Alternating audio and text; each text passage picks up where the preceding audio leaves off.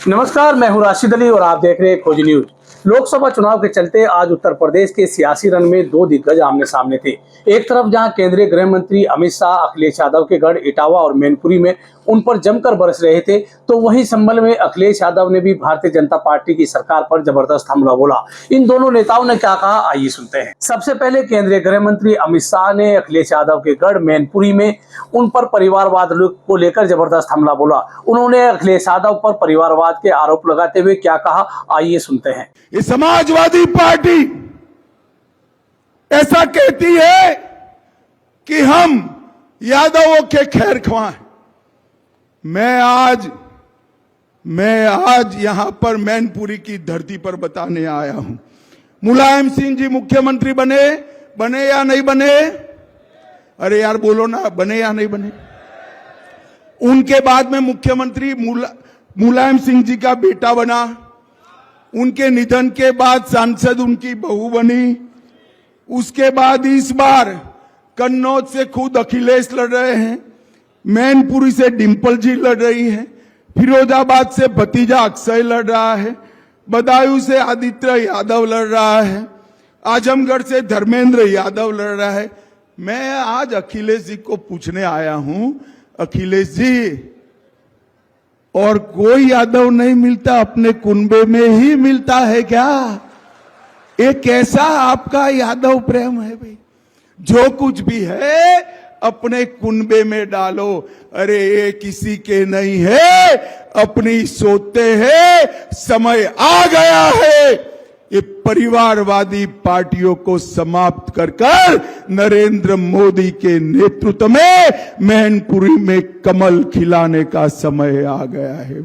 अखिलेश यादव ने संभल में एक जनसभा को संबोधित करते हुए भारतीय जनता पार्टी के 400 पार के नारे पर भी सवाल उठाए। उन्होंने जनता से क्या कहा, आइए सुनते हैं। ये जो बीजेपी वाले घूम भी रहे हैं, पहले इन्होंने 400 पार का नारा दिया, जैसे ही दूसरा चरण खत्म हुआ 400 पार का नारा भूल गए। ये जो 400 की गिनती है, जो लोग कंप्यूटर चलाते होंगे, कभी कभी फॉल्ट आता है तो उसमें भी लिख के 400 ही आता है। ये बीजेपी के लोगों को हवा का रुख नहीं पता था, इसलिए 400 पार कह रहे थे। जब उन्होंने जनता की भावना देखी, सुनी, समझी कि जनता 400 पार नहीं, इस बार जनता 400 सीटें हराने जा रही है, भारतीय जनता पार्टी अपना नारा भूल गए।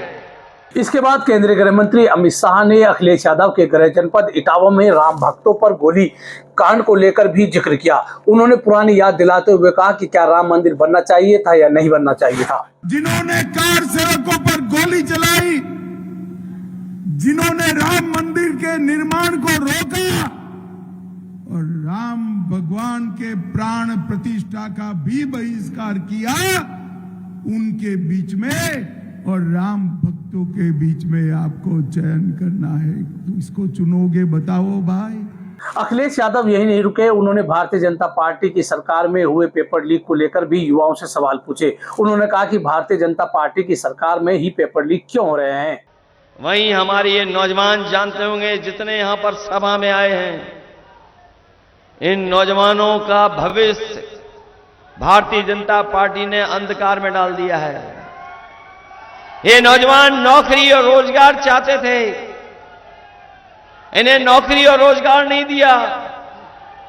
बीजेपी की वो झूठी बात और वादे झूठे याद है नौजवानों को, जो बीजेपी ने कहा था कि 2 करोड़ साल में नौकरी देंगे। दिल्ली वालों ने अगर कहा कि 2 करोड़ नौकरी देंगे, तो यूपी वालों ने सब परीक्षाओं के पेपर लीक करा दिए। बताओ, यूपी वाले जो बैठे हैं लखनऊ में, नौजवानों, सब पेपर लीक हो गए कि नहीं हो गए? जितनी परीक्षाएं हुई सब पेपर लीक हो गए। ये इस सरकार में पता नहीं कहां लीकेज है। इसके साथ ही इटावा में केंद्रीय गृह मंत्री अमित शाह ने राम मंदिर के प्राण प्रतिष्ठा समारोह को लेकर भी अखिलेश यादव पर सवाल उठाए। उन्होंने कहा जब तक ट्रस्ट ने उनको निमंत्रण दिया था उसके बावजूद भी ये नहीं पहुंचे। और मैं आज इटावा आया हूं, ये अखिलेश जी का गृह जिला है। मैं इनको पूछने आया हूं, भैया अखिलेश, आपको और डिंपल भाभी को प्राण प्रतिष्ठा का निमंत्रण मिला था या नहीं मिला था? मैं राहुल बाबा को भी पूछना चाहता हूं, आपको और आपकी माताजी को प्राण प्रतिष्ठा का निमंत्रण मिला था या नहीं मिला था? ये नहीं बताते। मैं 3 महीने से पूछ रहा हूं, मैं बता देता हूं, ये सभी को ट्रस्ट वालों ने निमंत्रण भेजा था मगर प्राण प्रतिष्ठा में नहीं गए। क्यों नहीं गए भाई इटावा वालों? इसलिए नहीं गए कि वो अपनी वोट बैंक से डरते हैं, वोट बैंक से डरते हैं। भाई और बहनों, अखिलेश यादव ने संभल की जनसभा में किसानों की आय दुगनी करने तथा किसानों के बहुत सारे मुद्दों को भी जोरदार ढंग से उठाया। उन्होंने किसानों को लेकर भारतीय जनता पार्टी की सरकार पर हमला बोला। हमारे किसान नेता, किसान भाई बैठे हैं यहां पर। इन किसान भाइयों को भारतीय जनता पार्टी ने भरोसा दिलाया था कि सरकार बनेगी तो किसानों की आय दोगुनी हो जाएगी, उनकी हर फसल का मुनाफा सरकार देने का काम करेगी।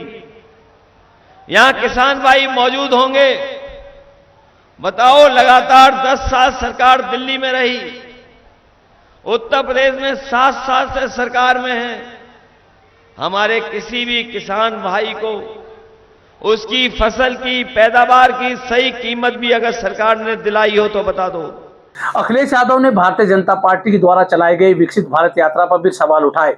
उन्होंने जनसभा में मौजूद प्रधानों से पूछा कि क्या आपसे जबरदस्ती भारत विकसित यात्रा में सहयोग लिया गया है कि या नहीं। ये लोग जो कहते हैं विकसित भारत बनेगा,